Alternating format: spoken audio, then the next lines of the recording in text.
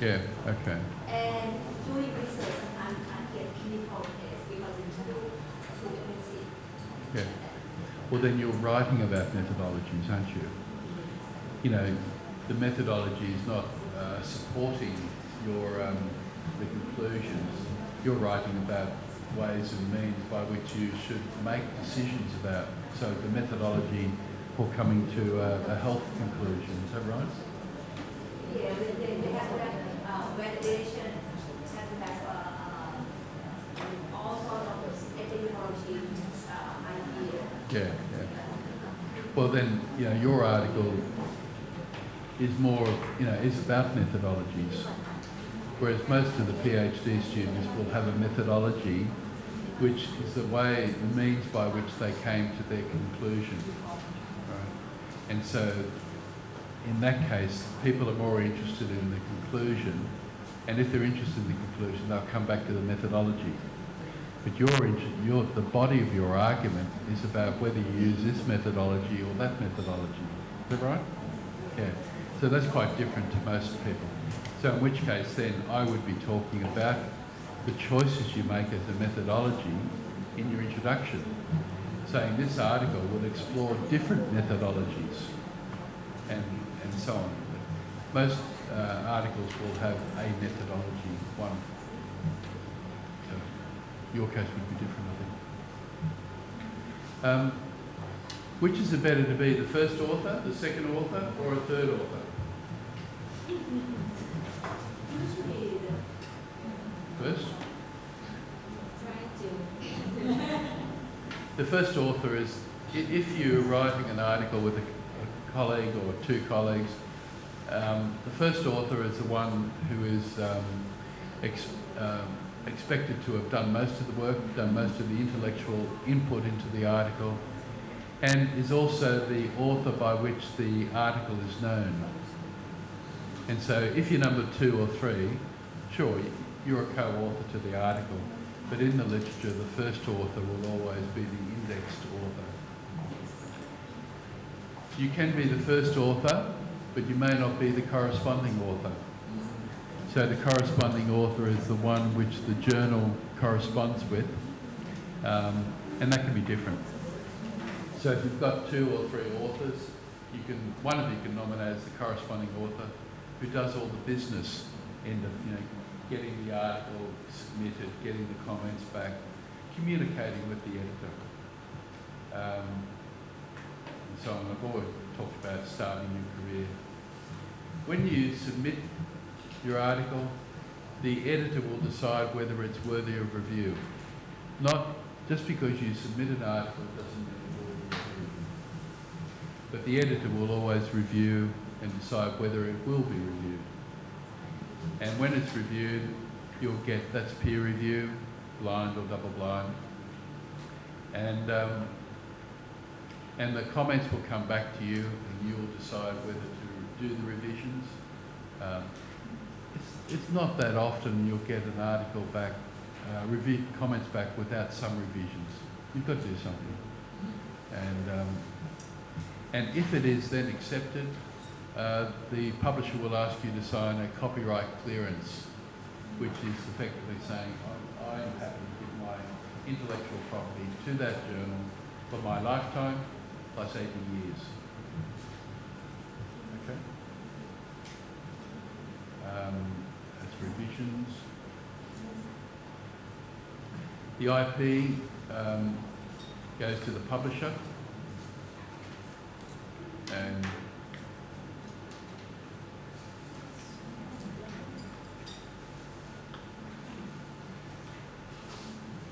when you are signing the copyright clearance, you're effectively being asked to do 2 things. One is that I have not published this article elsewhere, right? Never published part of the article elsewhere or the article. And number 2 is that it's original, you know, so it's those 2 things. And what was the other one?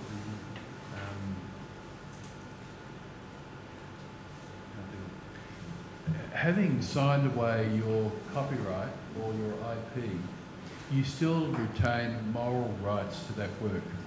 It is still your work.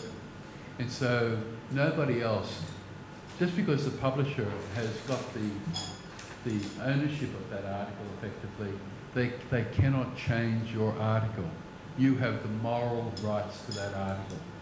So you've got intellectual property rights, which you've given to the publisher, but you retain the moral rights to that work. You know, it was your baby, you gave birth to it. You know, and for men to give birth to it was quite a decision. A good license to use is a Creative Commons license at the bottom. Has anyone heard of Creative Commons? Yeah. And they're good, because effectively what you are saying is, I'm happy for this to be published anywhere, I'm happy for anybody to use it. The only thing I ask is that you attribute where you found the work. You know, so you put a Creative Commons, you can see how to put that form. Do a Google search on Creative Commons, you can find out how to use it. So we talked about articles being 3,000 to 5,000 words, so on. Plagiarism is an important issue. I've had articles submitted which I have one which was 94% plagiarised, and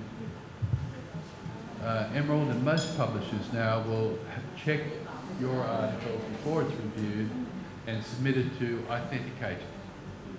And it's a very, very powerful tool. It will check against the internet, any material that's on the internet now or that was on the internet 5, 10 years ago.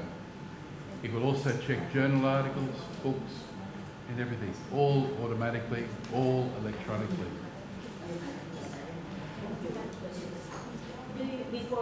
Before sending the manuscript out to read first, or you do it afterwards, or you don't do it at all? With Emerald, with library management, I run them all through. And particularly, no, I do it more, because people get lazy. And there was an art critic, and he was found to have plagiarised, you know, other people's works enormously. And he claimed to have amnesia. And so he'd forgotten that he'd read it. And it's just not acceptable. It will ruin your career. It really will. And so this is what you would find. And this is library management and a range of articles. You can see an article in Portugal. It was 27%. Not necessarily plagiarised, but a text which was not attributed. Okay? The next one is 4%, 17%, 13%, 14%. And sometimes, you know, it's quite innocent. It might be just a bibliography, or it might just be a couple of words, in which case I wouldn't worry. But this is the kind of thing you find. And so the words in green have come from the number 2, from the internet, 219 words from a website there. So it's very powerful in finding it. And this author has put their own words in black in the text there, thinking that that would not be found. And of course it was. It's a very sophisticated software. The words in red, you know, came from site number 6, which was bookblocker.com, and so on. And when you are reading, make good notes of what you have read. And you can plagiarise not plagiarise, you can paraphrase in the but just acknowledge that, you know, if you want to use somebody's words, put them in inverted commas. That's all you need to do. It's simple. And but if you just want to paraphrase them, paraphrase them. That's quite good. You can copyright words, but you can't copyright an idea. So an idea you can discuss quite easily. I can't copyright my ideas, but the way in which I express them, I can. And you will take great pride in the work that you put together. And I did. And I hate it when somebody steals my work. So that's the kind of report I get. And I can see immediately whether people have been unfair. And I do not publish anything which is paperless. Something is very, very confusing. Like, some idea is so general. And what to do, something like we said that the environmental situation right now is so damaging. If it's like we have to have somebody saying like it before and then have to quote their idea. Is that right? Oh, you can say that, you know, this idea is universally explored in the literature, and you can put Smith and Jones and Perils and blah, blah, blah in brackets and link them into the bibliography. And so I'm not going, I would express this idea as being such and such and such and such and such. You know, put your own words to it. But if you find that somebody has expressed the idea very cogently and clearly, quote them. It's quite straightforward. You can't copyright an idea, but you can copyright the expression of an idea. That's the difference. And that particular article was 38% plagiarised. And so it just went straight back. And some authors write back and say, oh, please tell me where I plagiarised. And I said, forget it. You know, you wrote it. Sorry?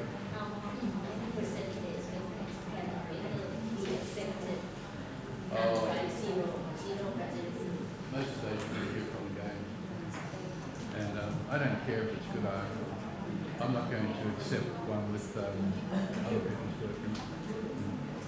And so it's very important when you're doing your literature searching, you make very careful reference to where you find things, and you know, pages and articles and books and chapters.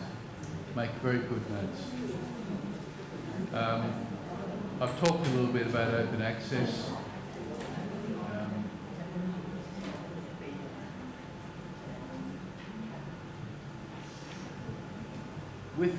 I can tell from library management, I get reports on,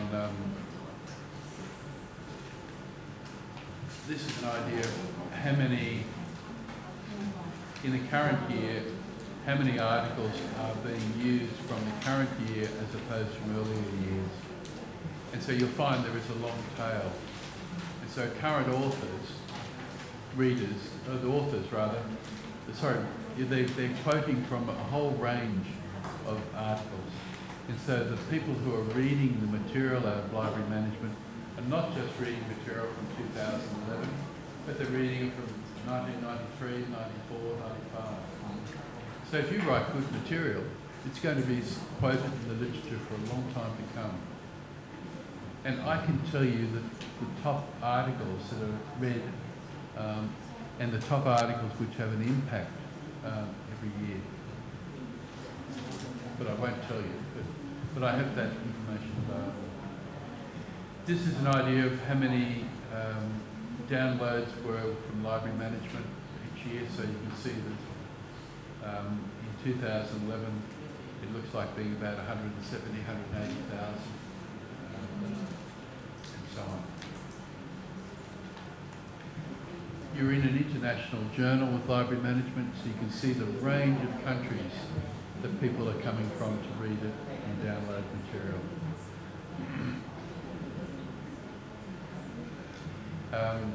This is the top 20 articles for 2011, and I have one author called Ian Smith, and he's a star.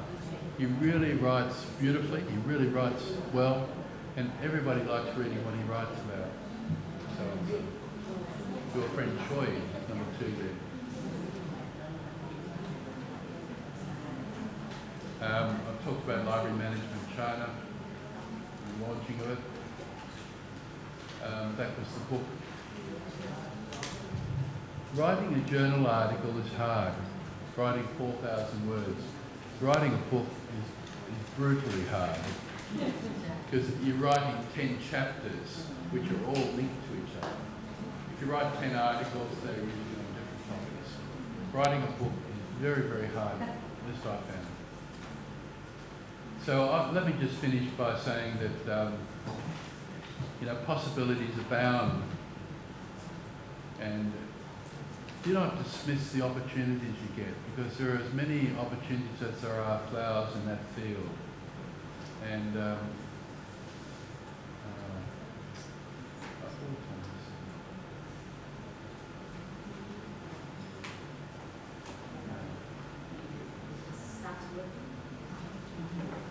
here it comes.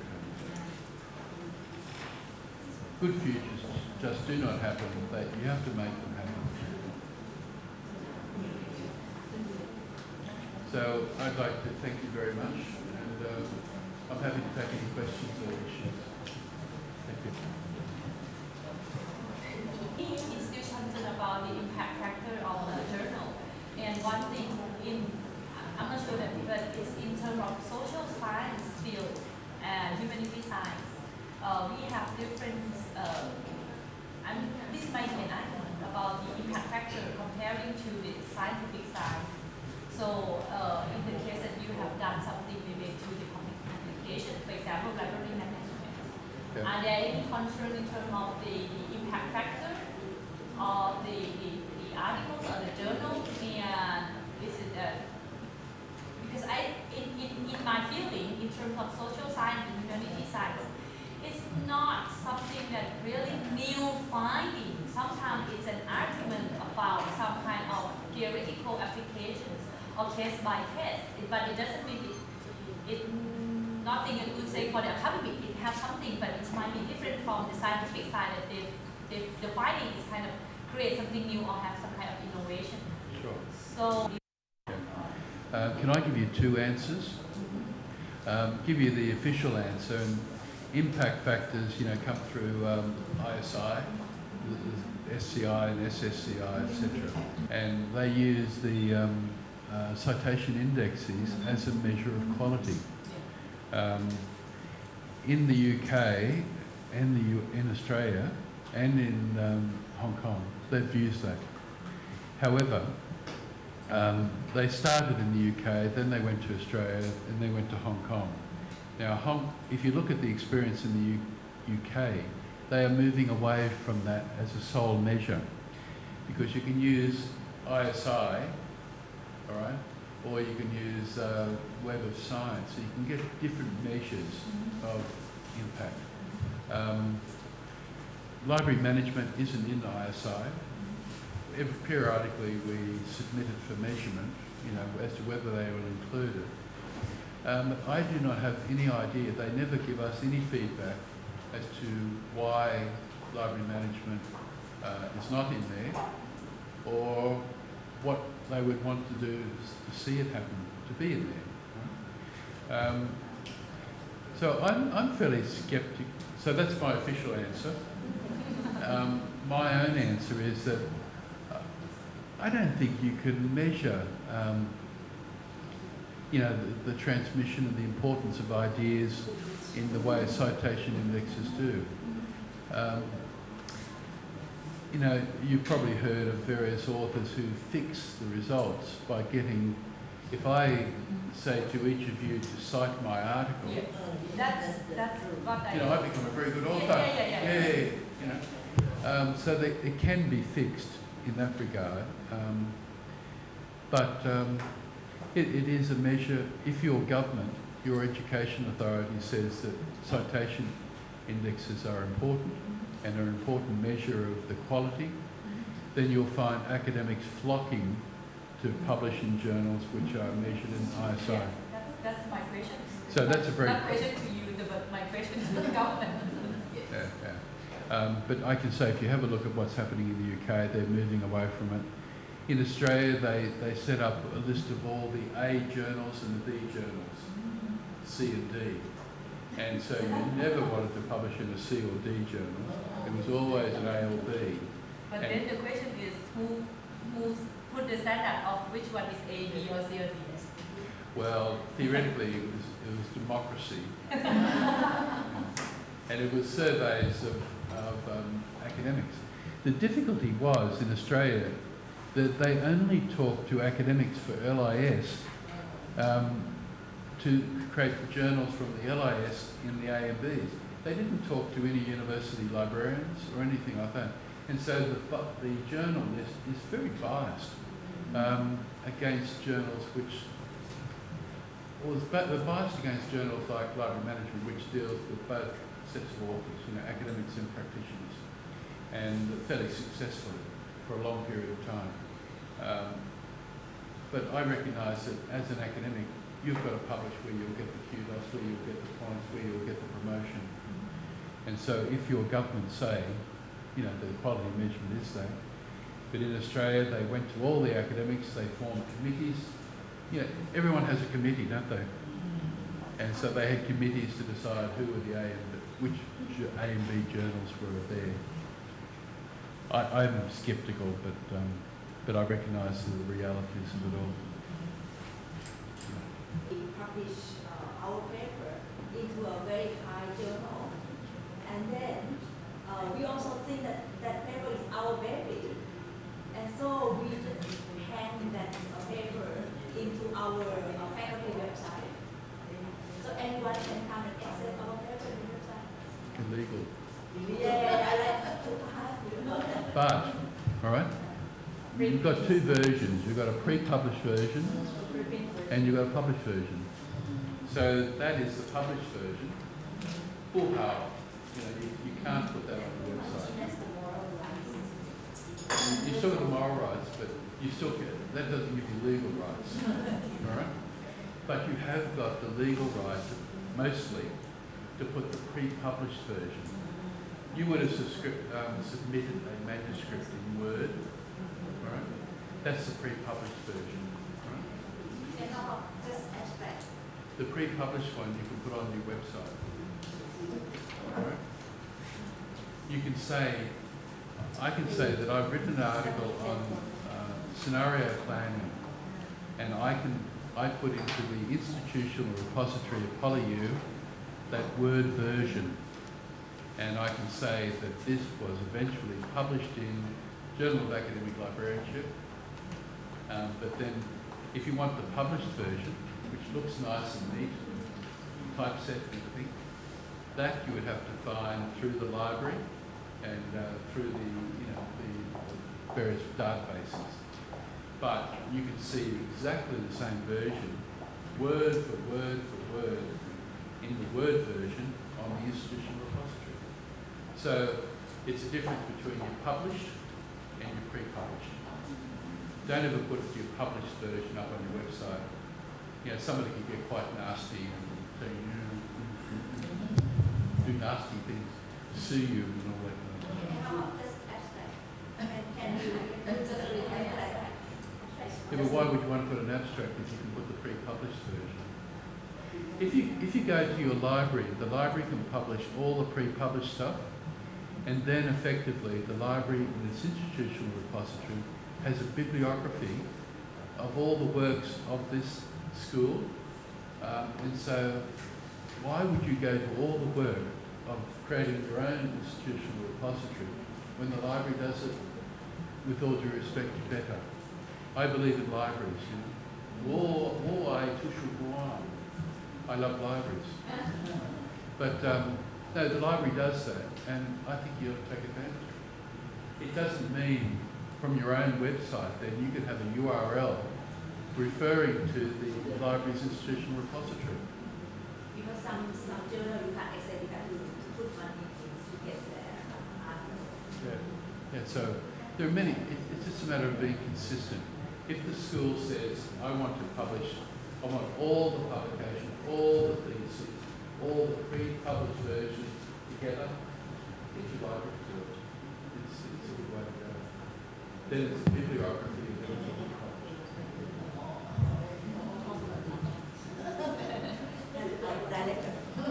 I hope I'm saying the right thing. You want to say that? Share it. Any other questions?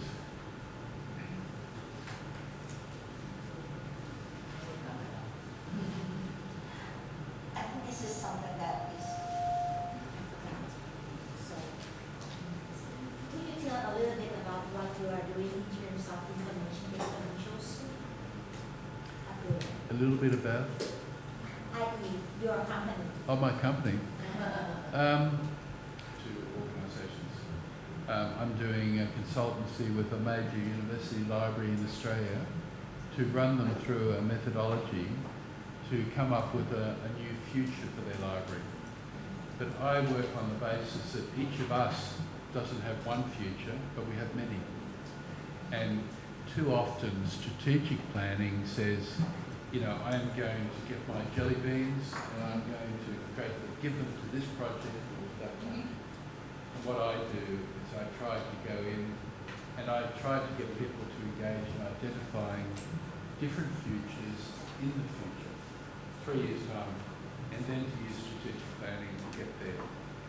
And you can have a look at the website. If you have a look, take one of these cards, you can see it. www.informationexponentials.com, and it has all my own photography there. But it also has examples of what scenario plans are. And so I do that. I do training like this. And, I've been in Vietnam doing some work on developing new skill sets for university libraries, and trying to plan out what skills a university library should have in its staff if it's going to be effective. And I did a workshop there on how to set up a consortium. So I ran a consortium in Melbourne, and really just trying to share the experience of being a university librarian for 20 years, and how to manage and how to engage in good library management practices. Thank you for that question. One more. Yeah. The manuscript that we have complete. Could you tell some of the instead of on top of what you have said? If you skim through all the manuscripts, what are some of the distinguished characteristics of papers that you are willing to you say this is some potential or something that you can turn it down right away? Usually the ones you can turn down straight away are those that are written very conversationally. I did this and then I did that and then I thought of this and then I went and did that. Forget it. It has to have a certain structure. It's a professional literature, so they go straight away. I get from some countries, probably from Africa, I get a lot of papers which are very, very narrow in their focus. And I recently had one on trying to deal with a library cataloguing backlog. And outside of that core library in that country, nobody's interested in that. Number one, they're buying less books. They're all going digital. And so it just wasn't a topic of interest. And so I write back and say, thank you very much, but you ought to publish that locally. It's something they were proud of, and they ought to be proud of it. But it's not relevant to an international literature, so that's easy. Papers which are just written like they are a thesis, they will get sent back and say, well, submit it, rewrite it as an article. You're writing for a different audience, and therefore requires a different style. That's easy. It's mostly articles like that, or if they're out of scope. I put them. But it's not. We reject, say half of what we get. But some of that half would be articles which have been submitted, reviews have been done, and they've not bothered to revise. So that's not my problem, that's their problem. They've been given an opening to come back, and if they choose not to do it, etc. You know, so I think that's sort of a, oh, and articles which are plagiarised, you know, they're easy. If somebody's 30 to 40, 50% plagiarised, bye-bye. If I'm feeling in a bad mood, I would write to the head of the school, and say, well, and particularly if you're an academic, if you want to be trusted, never, ever, ever, ever use a whole bit of words. It's just not worth it. You'd have to get a job as a garbage collector. Any other questions? Any other issues? Otherwise, cherchez d'argent. Thank you, everybody. Yeah. Have you read anything on business issues? I mean, I got a feeling that the paper, especially in the United States, they tend to write very informally. I don't know if you got that feeling because you are more experienced. They write what about it? Informally, the language. I mean, they're lucky. And this is where you've got an added burden because you're writing in the second language. They can write fluently without writing conversationally. And I guess that might be the difference you're seeing. They can write easily, and so it reads easily. But that's different to being conversational. If I start talking to you about what you're doing today, you say, oh, I got up this morning and I got a bus and I then did that. And, gee, the traffic was bad today and the weather was good. That's conversational. But if you can write fluently about, the problems of libraries in the world today are manifold and, can be expressed in a number of different ways, that could be, fluency. And so it's worthwhile from a school point of view, as people are getting articles together individually, that you give them the assistance to polish the English. Polishing English is the Chinese will write like firebrands, They use English in a very stilted fashion. They'll talk about one guy was talking about the tyranny of collection development. Huh? What's he talking about? And he didn't mean that. What he meant was that, it's a very important issue. But he used the word tyranny. And tyranny is a very strong word relating to collection development. And if you're trying to improve the English of some of those Chinese authors, it really is hard work. But to give them their credit, they too are working in a second language, and it's tough.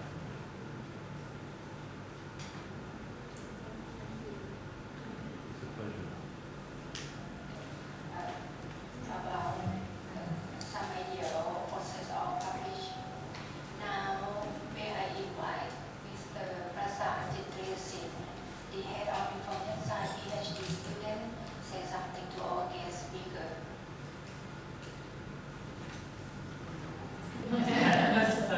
Thank you. Yeah.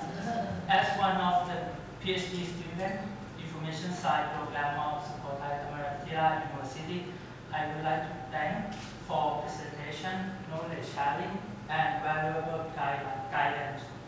The presentation of the publishing in the International Academy of Literature that you provide to us about the two publishing research paper to the international journal. That's what we sent to us today is really great and useful for students and academic members. And I hope some of us will find a good article and submit to you for future as an editor. Thank you again for your. I too look forward to getting some more articles from Thailand. I challenge you. Thank you very much. Thank you very much for those comments. To our guest speaker.